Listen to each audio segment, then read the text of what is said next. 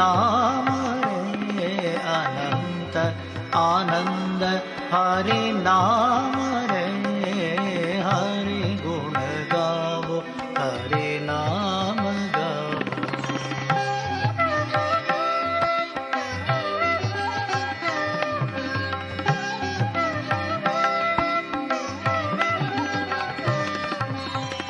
मनन जपन करो हरि नाम रे मनन जपन करो हरि नाम रे श्रवण स्मरण करो हरि नाम रे मनन जपन करो हरि नाम रे श्रवण स्मरण करो हरि नाम रे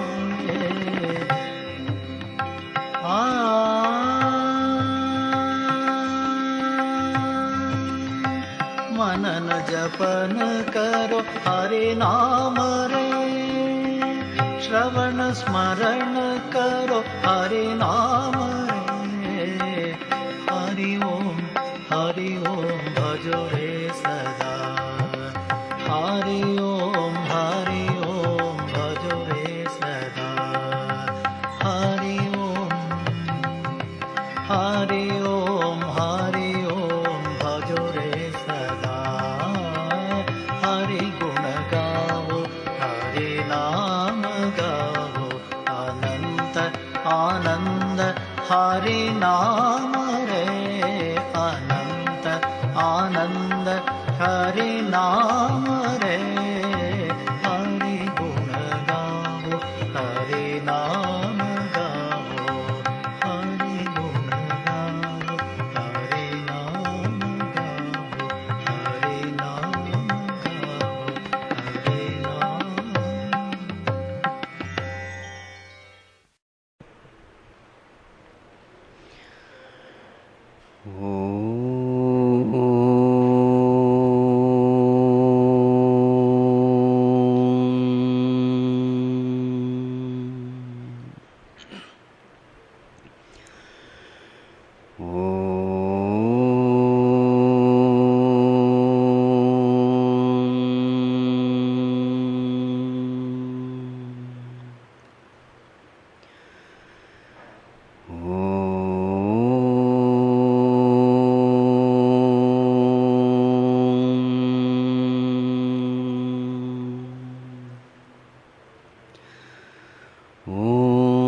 सहना भवतु सहनौ भुनक्तु सह वीर्यं करवावहै तेजस्विनावधीतमस्तु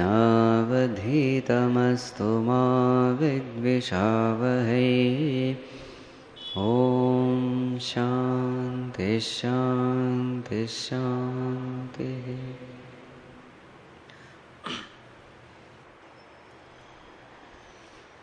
We will chant chapter 4.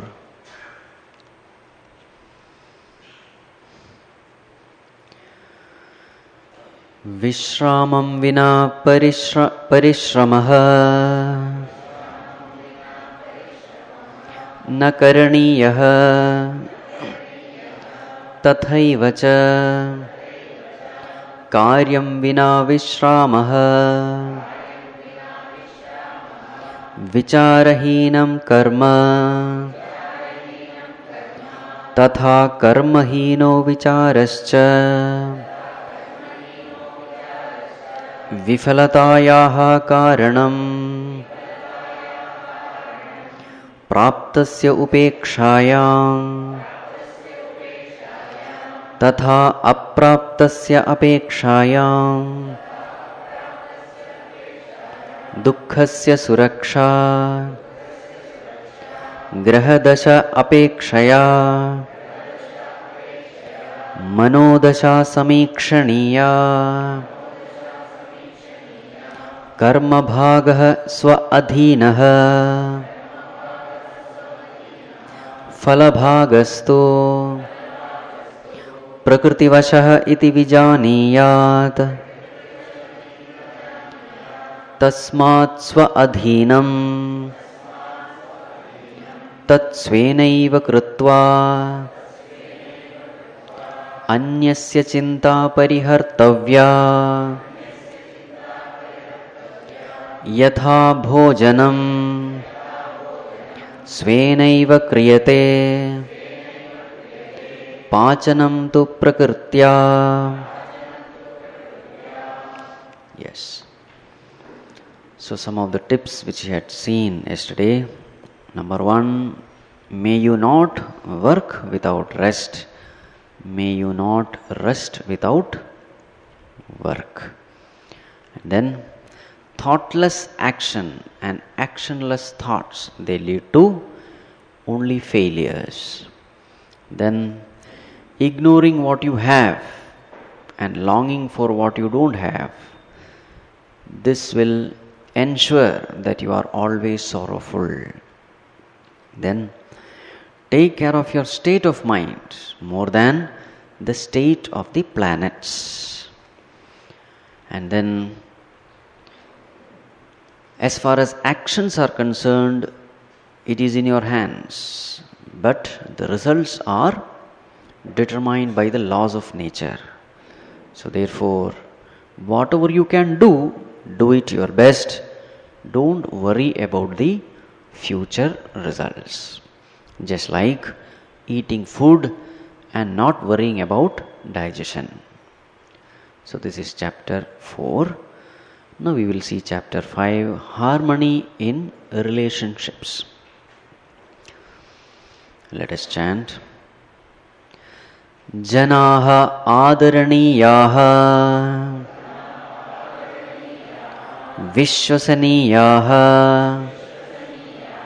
Natu shankaniyaha Sadoshan prati kathoraha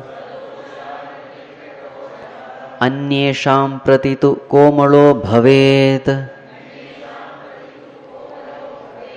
Parasparika sneha vishwase Vartamane Vidhiniyamaha anavashyakaha Avidyamane api anavashyakaha Yato nishphalaha Kasyachit api sambandhasya adharaha Yadi laukikaha Tarhi sabandhanakarakah Adhyatmikastu Muktidayako bhavati Atmavat lokan pashyet Natu tatha bhavayet Sukha dukkhadi vishayaka Swakalpanam Anyasmin na aropayet Tebhya swatantriyam prayachet. Yes, so we have 8 sutras. How to deal with relationships. So in this world, we have to relate with so many different kinds of people. Varieties of relationships are there. How to deal with them? So what is the first sutra? Janaha adaraniyaha vishwasaniyaha natu shankaniyaha. While dealing with people, and you will have to deal with people while living in the world, you will be dealing with people alone. What should be your attitude? Janaha adaraniyaha. People should be respected. Vishwasaniyaha. They should be trusted. Natu shankaniyaha. Not suspected. Don't doubt people. Trust them, love them, respect them. This is the first sutra. Let us spend some time here. What do we expect from other people? Every one of us, we want others to love us. We want others to respect us. We want others to give importance to us, value us, trust us, yes or no? Every one of us, we expect these things from others. Correct? Now, if you want others to respect you, love you, etc., the precondition is you must love them, you must respect them. In this world, action and reactions are equal and opposite. This is true with respect to human relations also. Not just inert matter. It is true with relations also. If you are good to others, others will be good to you. Helplessly they will be good to you. Now see, there is one deep psychology. The psychology is that every one of us crave for love, respect, etc. We crave for it. So naturally, when I crave for love, respect, trust, etc., and when I find that somebody is giving me that, I start valuing that relationship. I value that relationship where I get what I want. And what is it that we all of us want? We want others to love us, respect, trust, etc. Isn't it? But unfortunately, we don't get it from everyone. We only get it from rare few, and those rare few people, we always try to maintain that relationship. Because I feel very happy when I am loved. I feel very happy when I am trusted, when I am respected. So since somebody is giving me happiness through love, etc., naturally I will definitely maintain that relationship. I love to meet that person. It is a natural tendency. You find out whomever you love, you will find all these things. That person will be somewhere loving you, respecting you, etc. This is a human psychology. Now I will tell you one theory. It's called impression theory. What is this impression theory? When two strangers meet, let us say stranger A meets stranger B. Right? 5-10 minutes they interact, they go back. What happens? Person A has created an opinion about person B, and person B has created an opinion, an impression about person A. Both of them go back. They don't go back with an empty mind, they go back with an impression. Whether that impression is good or bad depends upon the kind of interaction they had. So if suppose person B has really responded well, with lot of love, respect, trust, etc., naturally person A will love to meet that person again. Person A will love to meet person B again.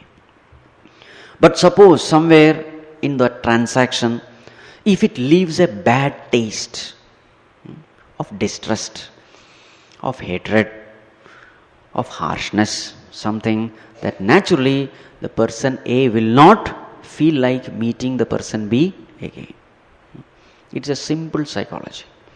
So now the question is, what kind of impression are we putting in the minds of others when we are interacting with the world? This is very important. Knowingly or unknowingly, what kind of words am I using? What kind of response comes from me during various situations in my life? These kinds of response will determine whether the world will love me or hate me. Right? Many people say, I don't know why people don't love me, people don't value me, they don't take me seriously, etc. Who has to be blamed? Somewhere you have created a negative impression in the minds of others. Therefore, you don't get love and respect. Whatever you give, you get it back. Now since we want adara, vishwasa, etc., we want love. So if you want love, what you have to give? You give the same thing. So therefore it is said, janaha adarniyaha, respect them. Vishwasaniyaha, trust them. Natu shankaniyaha, don't doubt them. Let all the relationship be built on love, respect, trust, etc. When you start loving others, respecting others, what happens? Once that person comes to know that you really love him, you really care for him, you are not interested in his defects, weaknesses, etc. When that person comes to know that you unconditionally love that person, you are not judgmental, right? When that person finds such a person in you, that person starts opening up everything in front of you. He will never keep anything secret. As I told you, he starts valuing that relationship, and therefore he does everything to maintain that relationship. And how is the relationship maintained? Through honesty and not by cheating, isn't it? So this person will start confessing everything. Even if he has done some mistake, he will tell you, see, this is the mistake which I have done in the past. Because he knows that this person will not criticize me. In fact, he will only guide me in the right direction. He knows that even though I confess all my weaknesses, this person will not find fault with me. This person will keep loving me. When this trust comes, this person becomes transparent. Transparent means he will not hide anything from you. He will become totally armless. These are all deep psychologies. So the only job which you have is just love everyone, trust everyone, be compassionate to all. Then you will find the other person also reciprocate with the same emotions. And once that happens, the relationship becomes very strong. The other person ensures that this relationship is not broken, because he derives peace from it. He derives guidance from it. He derives happiness from it. And since this relationship becomes a means for that, he maintains that relationship. This you can try with even the hardcore criminals. It will work. There was a great spiritual master. He did not have anything. He was staying in a house. It was a winter season. So he was sleeping inside. Then he found that someone has entered his hut. It was open. So he understood that it is a thief. The thief entered, not knowing who the owner of the hut was. He started searching things here and there. He did not get anything because nothing was there. This master was seeing in the darkness everything. He just lit a candle and then said, "Oh dear, you are vainly searching here and there unnecessarily. There is nothing here. The only thing which I possess is only this blanket. And now I see that you are coming from outside. Definitely you must be feeling cold. So I think this blanket you need more than me." And therefore, the spiritual master, he gives the only blanket which he had. He did not have anything else. He just gave it to him. Now this thief was stunned. He never expected this kind of response from the owner of any house. So here is a master who is giving whatever he has. The only thing he had was a blanket and he was giving it. He said, "I am a thief." Master said, "That is okay. You have to be something or the other in life. How does it matter if you are a thief? Take it." Now this thief, he could not believe. And now this person was almost naked with one, what you call langoti, that's all. It was cold winter and he is giving the only blanket, shivering in that cold. He took that blanket. And as he was leaving, the master said, "Stop." His voice was thundering. It had tremendous amount of power in it. The thief had to stop. Hearing that roar, the thief stopped and turned back. He said, "You may be a thief, but that doesn't mean that you should be without mannerisms. There is something called decency. When you take something from someone, what you should do? You must thank that person, isn't it? These things I cannot tolerate. You may be a thief, I don't care. There is something called virtue. When you take something from someone, you must thank that person. Okay, come on now, tell me, thank you." The thief said, "Thank you." And then he was just trying to rush from there because he could not handle that kind of situation. Here is a person who is loving me, loving him, respecting him. He just could not handle it because he never faced that situation before. As he was leaving the hut, again the master said, "Stop." He again stopped. Don't you have that minimum courtesy to close the door and go? Can't you see that I am shivering in this cold? I have given you the blanket. Outside it is very cold. If you keep the door open, what will be my condition inside? Close the door. The thief immediately closed the door and he rushed. Right. That night he was sleeping, but he could not sleep. This thief. He was just thinking of this person. He did not have anything, only one blanket he had, and that also he gave away. What a kind of person he is. He could not sleep the whole night. Later on he came to know that he was a great spiritual master. The thief did not know in the beginning. He was a great spiritual master, was very famous in the whole locality. After some few months, this thief was caught stealing somewhere. He was produced in front of the magistrate, the judge. The judge asked the thief, "Do you know someone in this locality who could support you or something?" The thief said, "Yes, there is one person whom I know." He named the spiritual master. The spiritual master was called. This judge had a great respect for this master because he was very famous there. So he said, "O revered master, your one statement is more than the statements made by 10,000 people. So whatever you say, that will be taken as final. Because we have total trust in you. Please tell me, do you know this person?" Master looked at him. "Yes, of course I know him." "Who is he?" "He is my friend." "Friend? Is he a thief?" Master said, "Never. It is impossible that he can be a thief. One night he had visited me and then he was shivering in cold. He took this blanket. Now the blanket which you are seeing on it is actually mine. I have given it to him. And this thief, he told thank you also. Very decent person he is. Right? He thanked me for taking the blanket. And moreover, he is so, concerned about others that while leaving, he closed the door and went. This person can never be a thief.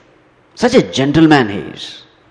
Now this thief was listening all that with wide eyes. The magistrate said, "Master, if you say so, then he is released.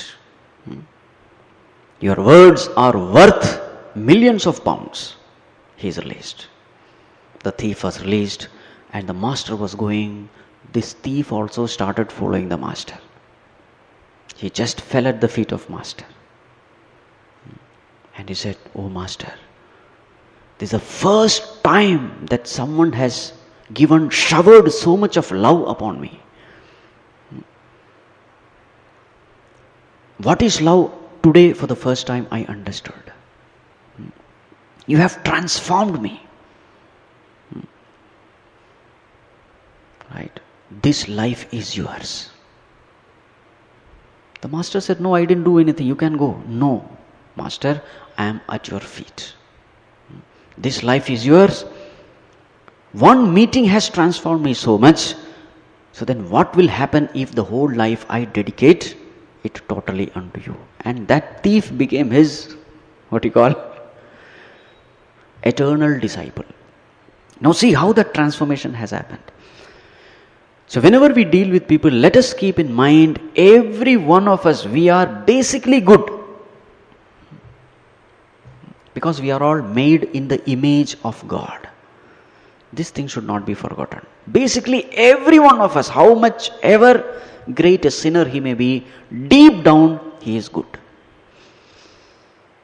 That is why you ask any prisoner, why are you here? He will try to justify.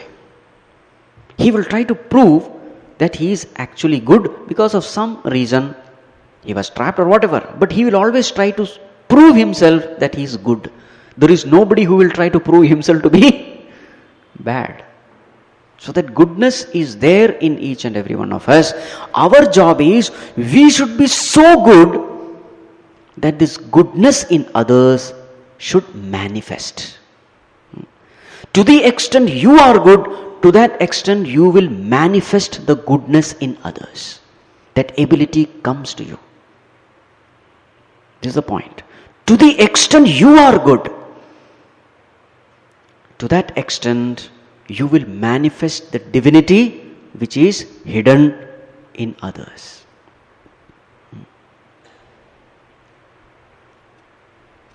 Janaha adaraniyaha vishwasaniyaha natu shankaniyaha.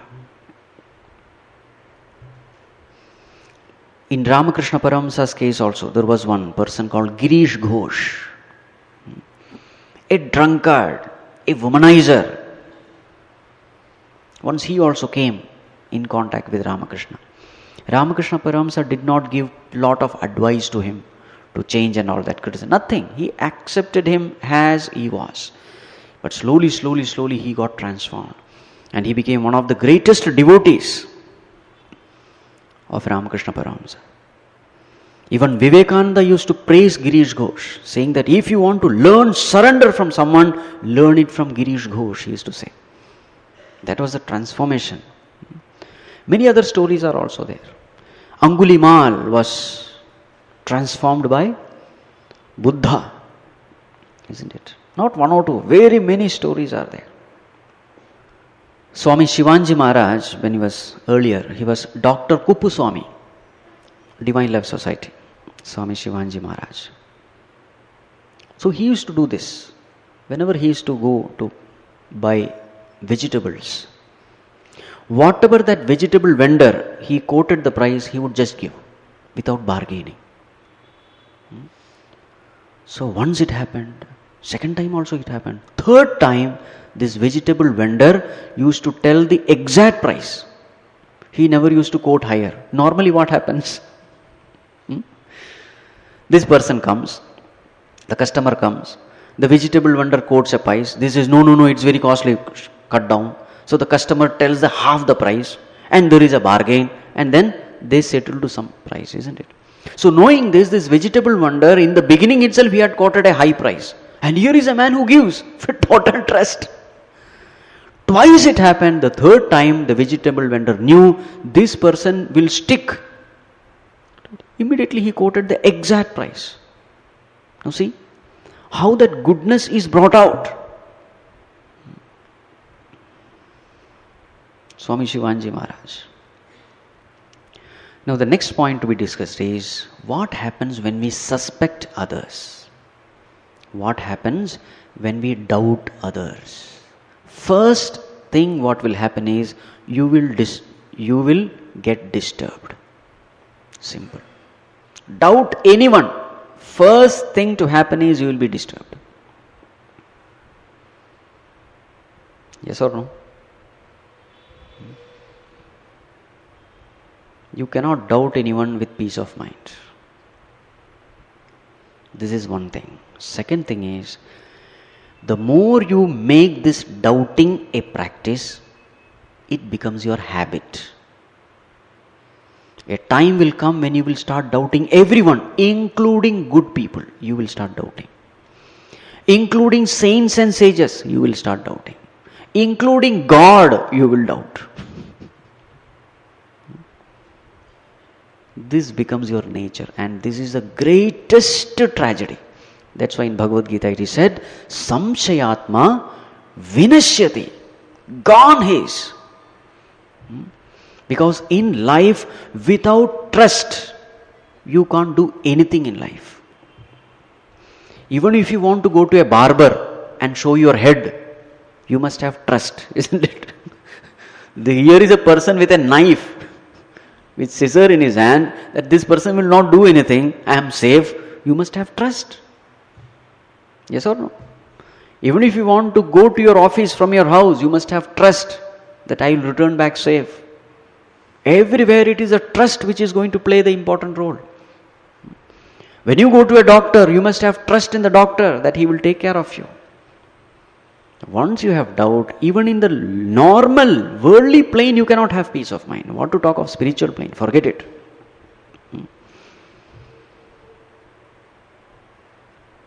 Once you make this doubting a habit, it can take away your peace of mind forever. There were two friends. They met each other. One friend had sweets with him, the other friend had fruits with him. So the person who had sweet, he was a very good person, he chose the best sweets and gave it to his friend. The best sweets. The other friend who had fruits, he chose not so good ones and gave it to his friend. So in the night, both were enjoying what they got from the other friend. Right? The one who was eating fruits was very happy because he thought his friend has given the best fruits. Because that's what he did. The one who was eating sweets, he was miserable. Even while he was eating sweets, he was thinking, if this sweet is so good, how good must be what he is enjoying there? See the way the mind works. When you cheat others, remember, actually you are cheating yourself. When you doubt others, you can never have peace of mind.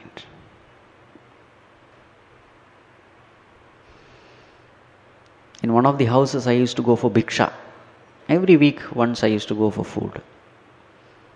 So there used to be one amma. The first thing she would do when I come there is, Swamiji, these servant maids are terrible. Every week it is the same story. They don't do work properly and they steal so many things from so many places. And that poor lady is cleaning the floor there and she is telling it. And this lady is listening. The one who is doing that household works, cleaning the floor, etc. And she is telling in such a way that she can listen. Swamiji, these people cannot be trusted. You know, this was missing last week. That was missing last week. Fridge, so many things I had kept. Nothing is seen. Now tell me, can this lady ever have peace of mind? Instead, if she had handled this relationship carefully, it was a big house, 16-bedroom house.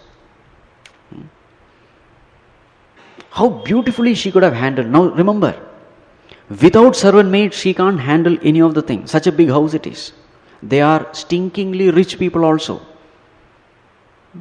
If suppose she had handled the issue delicately, giving lot of love, and whatever salary is there, little more, because she could do it. Giving little more. And whenever something extra is there, giving it to her. Speaking some loving words, kind words. Inquiring about her husband, her children, etc. Doing some good for her children, etc. If this way, if the relationship was built, you think that lady will steal anything from her house? It's impossible. When I find that somebody is loving me, respecting me, caring me, guiding me, will I have the guts to cheat that person? Never. Because I start valuing that relationship. Because that relationship is giving me peace of mind. It is giving me happiness. The moment I try to break that relationship through unnatural means, through unfair means, it is not the other person who is affected, it is me who is affected. Isn't it? I know very many houses where this thing happen. They consider their servant maid as a part of their family. They take care of them so well, to such an extent that when they want to go out for 1 month, they give the entire bunch of keys to them, saying that take care, we will not be there for 1 month. So much of trust, so much of confidence. The greatest advantage is we will have peace of mind all the time. Isn't it? There was an advocate. One day he was found posting one bunch of postcards during Valentine's Day. One bunch of postcards. So somebody said, "Sir, what are you doing?" He said, "Last year I wrote postcards with just one caption. Guess who? In Valentine's Day. And I got 5 divorce cases."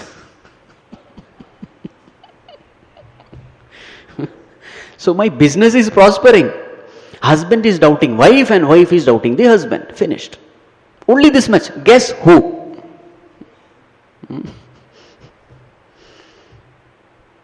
Right? There is no address. One Valentine card. So this time I want to increase my business. So I have written more cards and I am posting. Right? Janaha adaraniyaha vishwasaniyaha natu shankaniyaha. Once a Mahatma was sitting under a tree. One villager came. The villager, he had come from the other village. He had come to this new village. So he asked this Swamiji, "Swamiji, how are the people here in this village?" So the Swamiji asked, "How were the people there in your village from where you are coming from? What kind of people were there?" "Oh Swamiji, they were crooked, they are cheat, oh you can't trust them, they are like this, they are like that." Fine. So Swamiji said, the same kind of people you will find here also. Another person came, another villager. He also asked the same question. "Swamiji, what kind of people live in this village?" Swamiji asked the same question. "What kind of people used to live in your earlier village?" He said, "Swamiji, they are very good. I actually didn't want to go. But then because of circumstances I am shifting that, etc. They are very good, kind, cooperative, etc." Then Swamiji said, the same kind of people you will find here also. Right? So let us make this habit. What habit? Let us trust others. Let us love others. Maybe a stray case you may come across where you have been cheated. Even then you have not lost anything. Please keep in mind. Don't get disgusted. Someone might make use of your goodness. Even then, maybe you will lose some money, that's all. But never lose your character, your peace of mind, because they are much, much, much more valuable than all these things. Not only that, one more thing I have observed. Whenever you are cheated, others will have lot of sympathy for you. That is also there. You are cheated by one person, but you will find hundreds of hands coming to support you, help you, to make good the loss. That is also there. So therefore, no way we are at loss when we trust everyone. Right. Next one. Swadoshan prati kathoraha anyesham prati tu komalo bhavet. One should be strict with one's own faults, but tender towards others' faults. We should be tender, we should be forgiving, we should be compassionate when we see faults in others. Komalaha bhavet. There is a saying, When love becomes thick, fault becomes thin. When love becomes thick, faults become thin.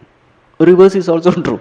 When love becomes thin, faults become thick. Meaning what? When you find your beloved doing something wrong, you don't see that as a big fault. But suppose you find a person whom you don't like, he is doing the same mistake, then you tend to exaggerate it. That's the meaning. A mother also sees a child doing a lot of mistakes, right? But those mistakes are not mistakes in the eyes of the mother. Why? Because of her love. She loves the child so much that even those mistakes she doesn't consider as a mistake. She forgives instantly, spontaneously, effortlessly.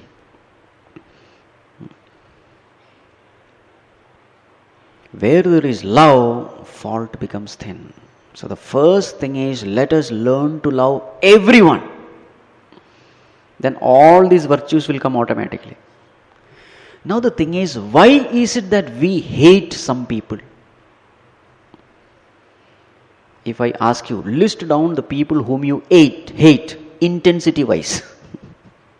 Intensity of hatred, point number 1, the first person. Suppose I ask you to make a list. We will all have some list. These are the people whom I hate. Now the question is, why do we hate people? You will find this is also based on a psychology.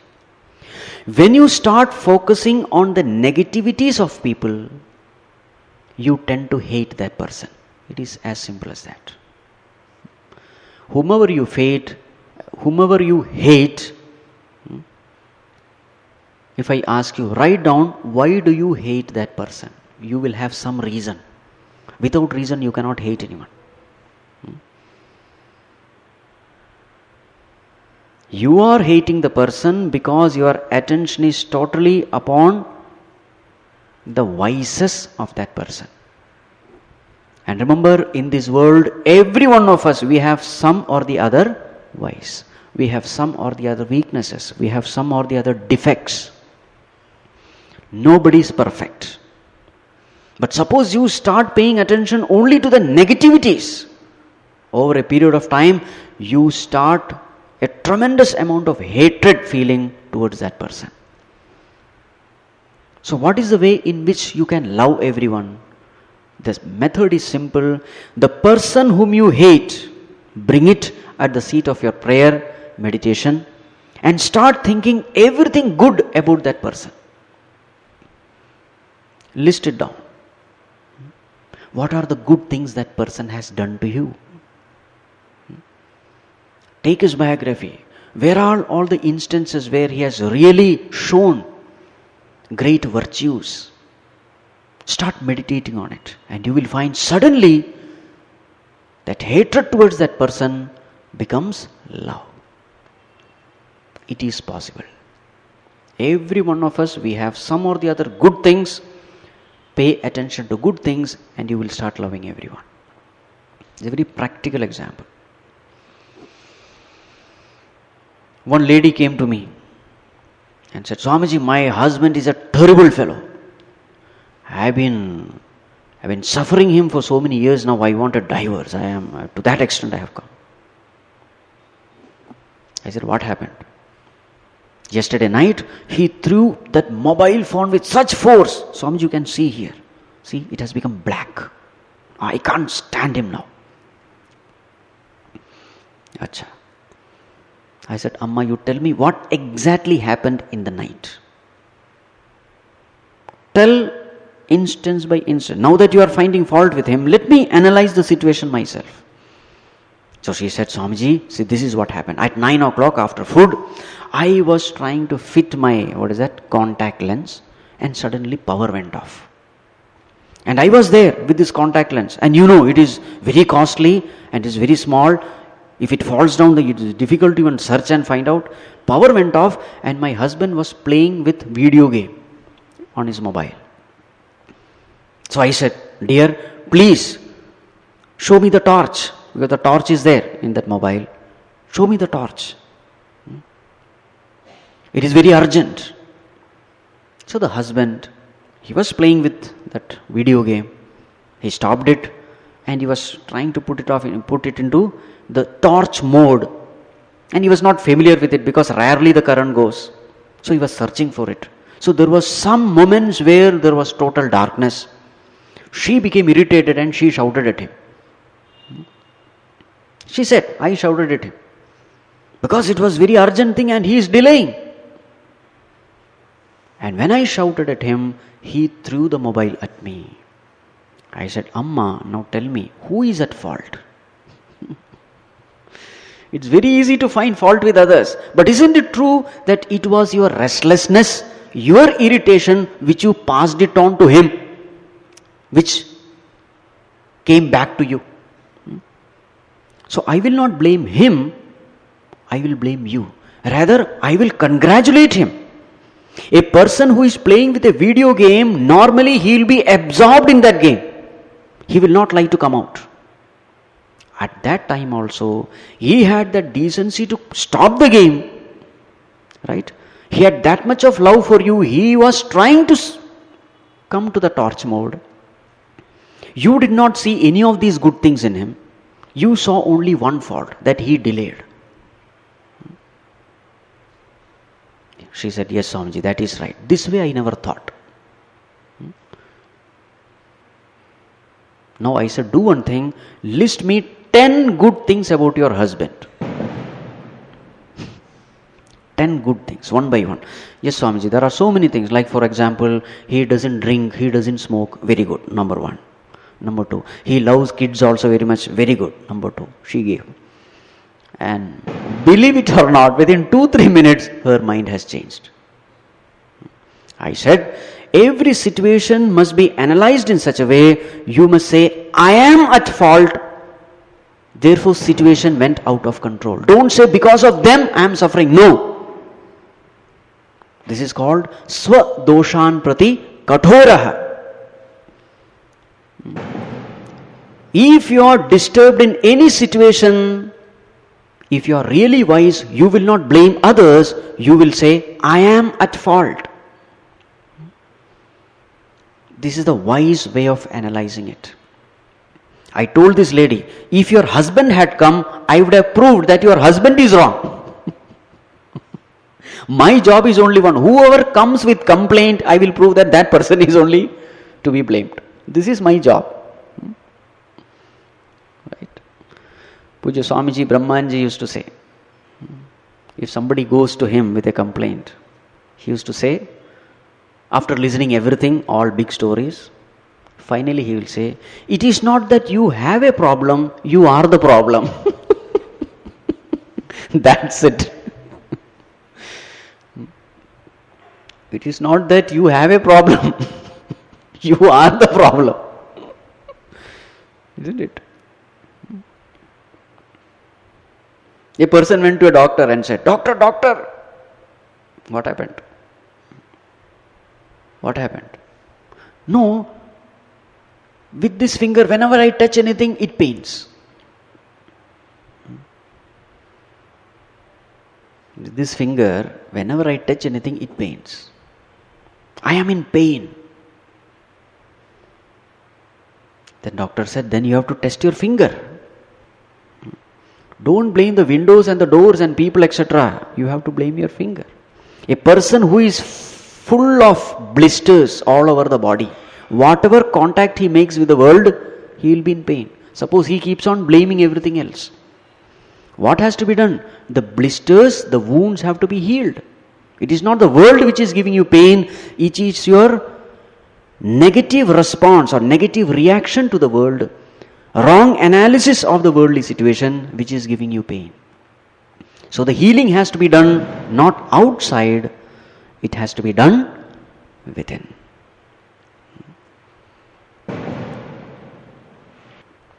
There was a man, coated, suited, booted. He was having breakfast with his family, wife, daughter. They were sitting out.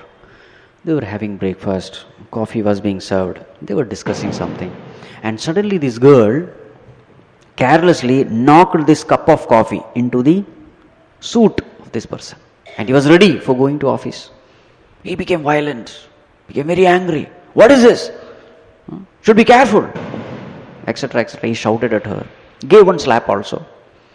Now this girl started crying. Mother was there. She said, why did you slap that child? It was not her mistake. You shouldn't have kept the coffee cup at the, edge of the table. It is your mistake. That poor child, etc., etc. She was supporting the child. There was a verbal duel.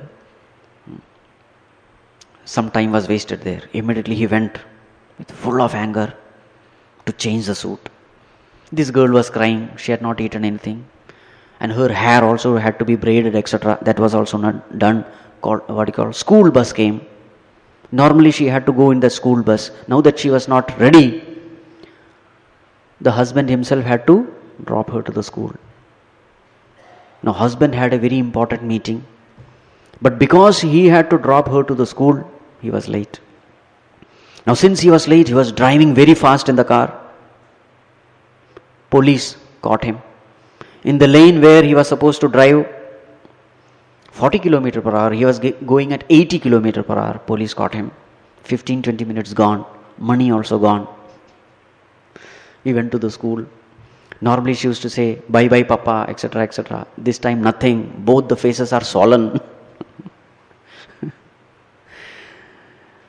Well, he was returning back to the office. Very serious meeting. People are all waiting for him. And in the meeting, he forgot to take the briefcase from his home. The most important briefcase, which contained all the documents which were supposed to be discussed, he could not remember. He came to the office without the briefcase. Now just see how, when you start blaming others, your mind is disturbed, and all the time that disturbance of the mind, how it is having a ripple effect throughout your life. Naturally, what kind of meeting it will be? He will be shouting at everyone because he is disturbed. From a disturbed mind, only disturbed words can come. A disturbed person will disturb everyone.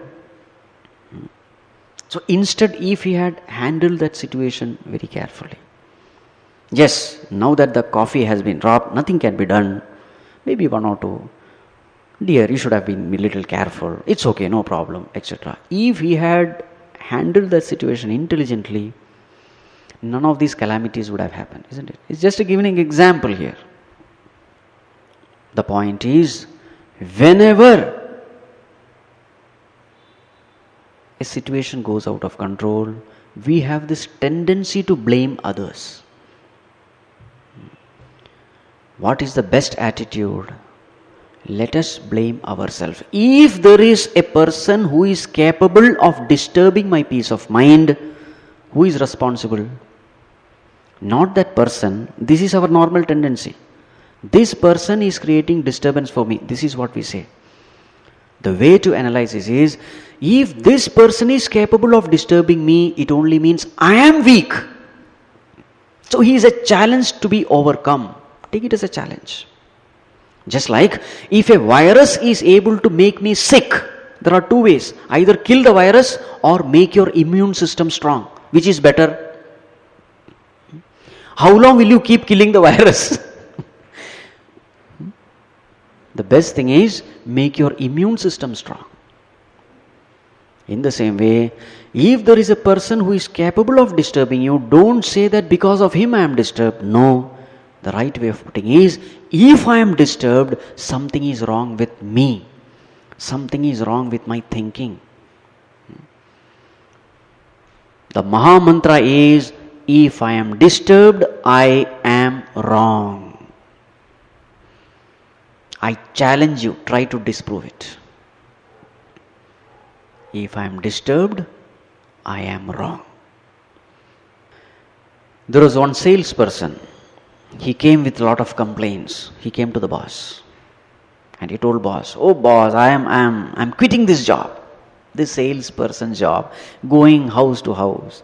Selling this product. And all those kinds of insult. People insult me. I can't handle this insult anymore. Sir, I am quitting the job. The boss said. He laughed. He said, in 20 years of my career, not a single person could insult me. Yes, it is true, they have slammed the door on my face. It is true, they have kicked me out. It is true, they have thrown my briefcase. But insult, never.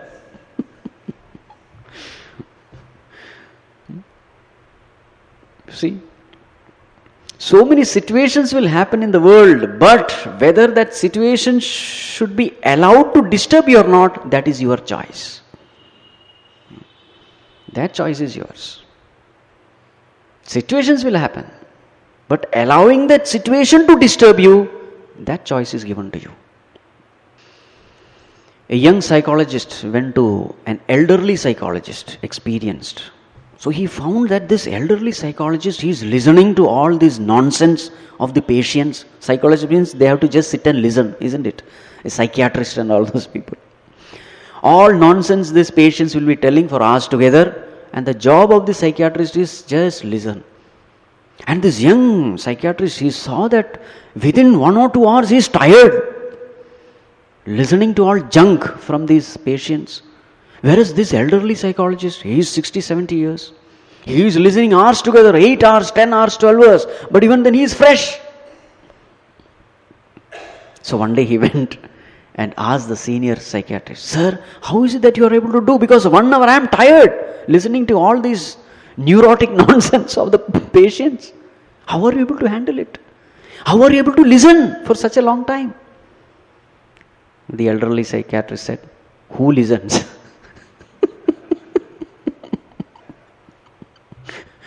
Who listens? Some nonsense is happening in somebody's mind and you pollute your mind with that. Are you mad or what? Right? It is our responsibility to keep our mind pure. Swadoshanpati kathoraha means it is your responsibility to keep your mind pure. Never blame others for your disturbance. Never. If you are disturbed, you have to correct yourself, not the other person. If this is your attitude in life, you will find you will grow spiritually very fast. But suppose you are finding fault with others, whole of your life will go for a waste by trying to change others. Trying to change the husband, trying to change the wife, trying to change the children, trying to change the parents, grandparents, your life will go waste. Because nobody in this world you can change. You can change only one person. And who is that?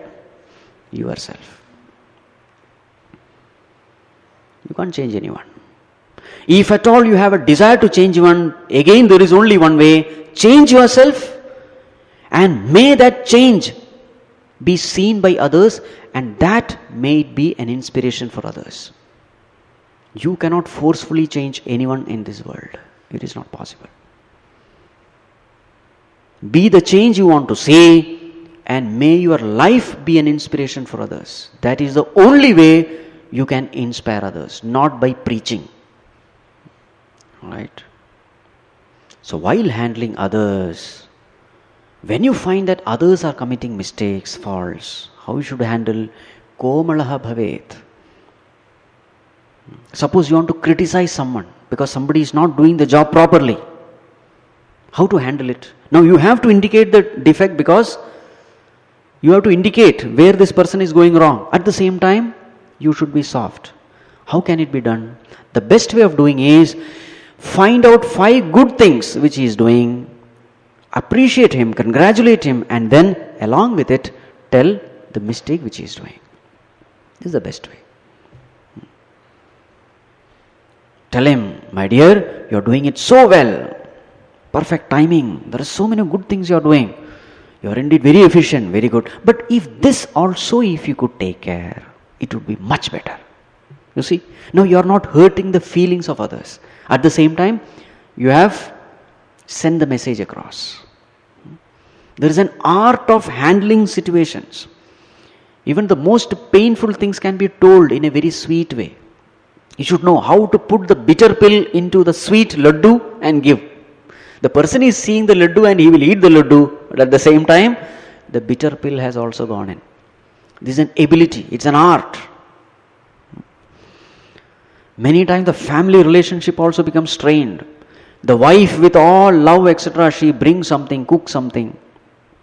She has seen something in the television, how to prepare a new recipe. So she felt, I should try this. So she tried.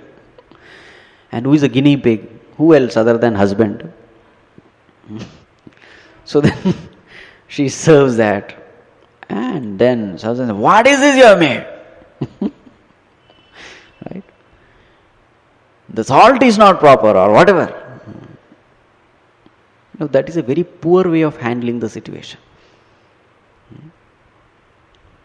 Instead, if you are told, honey, so much of pain you have taken in preparing this, so many hours you have spent sacrificing your time, energy, etc. in the kitchen, so much of effort you have done. It's really very tasty. It has come out very good. But yes, little bit I think if you can add this or that, it will be much more good. Now see what has happened. You are not exaggerating things. You have told the fact as it is. Right? You must appreciate the effort of wife also, because she has taken pain. And out of love only she has taken pain. You must appreciate that gesture. But if you focus only on the negative aspect and then explode, how can you have a peaceful, happy family life? It is not possible. So this is the meaning. Anyesham prati komalaha bhavet. Right. Sadoshan prati kathoraha. I remember once one nice story. There is a saint called Abu Usman, a Muslim saint, Abu Usman. So once he was walking along the road along with his disciples, and suddenly someone threw some ash and it fell on his head. So all the followers became angry. He said, sir, we'll catch hold of him. He said, wait. He said, the one who deserved fire was left with ashes. One who deserved fire was left with ashes. God, you are so kind. Actually, I deserved fire only. But you have forgiven me with ashes. This is called Sodoshan Prati Kathora. Another saint was walking along, and somebody who did not like him, he climbed the tree and spat on him as he was walking. Spat. Again the follower said, Swamiji will catch hold of him and bring it. You know what this saint did? He said, his mistake can be wiped off with a handkerchief. But what about your mistake? Getting angry, shouting at him, trying to harm others. His mistake can be wiped off with one piece of handkerchief. But what about your mistake? You see this? The whole situation is analyzed in a way, let me try to find fault with myself. Instead of busying with others' faults. You will find these characteristics in almost all, not almost, all saints. All great people will have this. Somebody shouts at me, though I have not done anything wrong. Suppose somebody shouts at me and I am disturbed. Who has to be blamed? Normally we blame that person. Because he shouted at me, I am disturbed. He shouldn't have behaved that way. How dare he talk to me like that, in like tone, that tone, etc. The wise people will say, I am disturbed. Meaning, I can be disturbed only if negative thoughts were allowed to rise in me. You can never be disturbed with good thoughts. You can only be disturbed with bad thoughts. So somewhere I have entertained negative thoughts against him, because of which I am disturbed. So I have to be corrected. This is the right way of living. So you remain peaceful, you make others also peaceful. Again, let us keep this in mind. Anyesham prati komalo bhavet means let us be very compassionate towards others, because in this life, evolution is a very slow process. Millions and millions of births are necessary to reach the highest evolved state. So in life you will find people who are much more evolved than me, and also you will find people who are much lowly evolved than me, because this is a big ladder. So naturally you will come across all kinds of people, more evolved, less evolved. So then what should be our attitude? Whenever we find these kinds of uncultured behavior from lowly evolved people, we should have the ability to forgive them. We should have the ability to be compassionate, because someday or the other he will also come up. He will also become highly evolved, because we are all in the ladder and it takes its own time.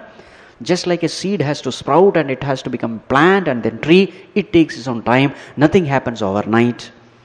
In the same way, many births are necessary for evolution to take place. So let us not forget, someday we were also very uncultured and others had to tolerate us. May not be in this birth, but definitely some thousands of births earlier. Isn't it? When we remember all these things, naturally we will be soft, tender towards others. Fine. Moving on to the next one. Third verse. Parasparika sneha vishwase vartamane vidhi niyamaha anavashyakaha avidyamane api anavashyakaha yato nishfalaha. The rules and regulations are useless when there is love and trust. Again, it is useless when there is no love and trust. When there is love and trust, do you need rules and regulations? No. There were two brothers. Both were sons of a farmer. Farmer had two sons, elder brother, younger brother, two sons. So they used to cultivate their farm. Years passed by, father passed away. The elder son remained unmarried. The younger son got married. He had two children.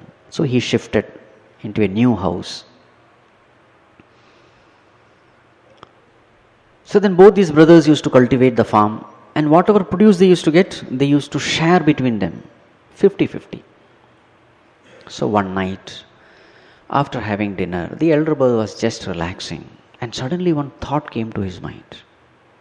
He thought, my younger brother, he has extra 3 mouths to feed, wife and 2 children. Whereas I am all alone. So it is not right that I should take 50%. It is unfair. I should give him more. What a big mistake I have done. So the night itself, he loaded his bullock cart with sacks of grains. In the night. And he left to his younger brother's house. In the same night, the younger brother had a thought. What was his thought? He felt, it is unfair that 50% I take, because my elder brother, he is all alone. A time will come when he will not be able to do cultivation. Health will become weak and nobody is there to support him. He will need more money. So it is not right that 50% I take. As far as I am concerned, my 2 children will take care of me. I have nothing to worry. So then that younger brother, loading one cart full, he also left towards his elder brother's house. Now in those olden days, only one road used to be there. One kacha road, untarred road. So one brother coming from here, the other brother coming from here. So somewhere they have to meet. So they met in the middle of the night. Where are you going? And both of them did not inform each other, because they knew that if I inform, he will not accept. So without the other person's knowledge, each one was trying to put the extra sacks inside the godown. So somewhere they met. Where are you going? Where are you going? Well, they came to know, and when they came to know the purpose, it is said both of them hugged each other with tears of love. And there they have made a temple. This happened in Japan. And they have made a temple. That name of the temple is called Brotherhood Temple. Right. When there is neha, love, vishwasa, trust, where is the need of vidhi, niyama, rules and regulation? It is not needed. Everyone is trying to see, how can I give? Where people come together with a feeling, how can I give? How can I share? There vidhi, niyama is not needed. Right. The next sutra says, avidyamane api anavashyakaha. If there is no love and trust, even then the rules and regulations will not work. The best example is our auto drivers, especially in Bangalore. They have the meter and they tamper the meter also. So faster than the auto, the meter is running. Right. And if a newcomer comes, he will take through various kinds of routes. Short route he won't take. So what is the use of vidhi niyama there? Who is following? If there is no love and trust, no vidhi niyamas are followed. You see these traffic signals. Rarely you find people following the traffic rules. Right. In Japan it is said, suppose you give way to a person to go. They give a thanks signal. You know the thanks signal? There is a signal called thank you. What you call? Blinking twice. It is a signal for thank you. I saw one video. So suppose two cars are coming at a junction. One car stops, the other stops for the other one, makes way. The other person blinks twice, meaning thank you very much for this gesture. See that sweet gestures. Right. Where there is neha vishwasa, rules and regulations are of no use. Where there is no, there also there is no use. The thing is, our relationship must become harmonious, not based on the rules and regulations, but our relationship is sweet. We should not make use of the rules and regulations. That way we should make our relation sweet. What is the next one? Well, next one I think we will take it tomorrow. Kasyachit api sambandhasya adharaha yati laukikaha tarhi sabandhanakarakaha. We will take it tomorrow.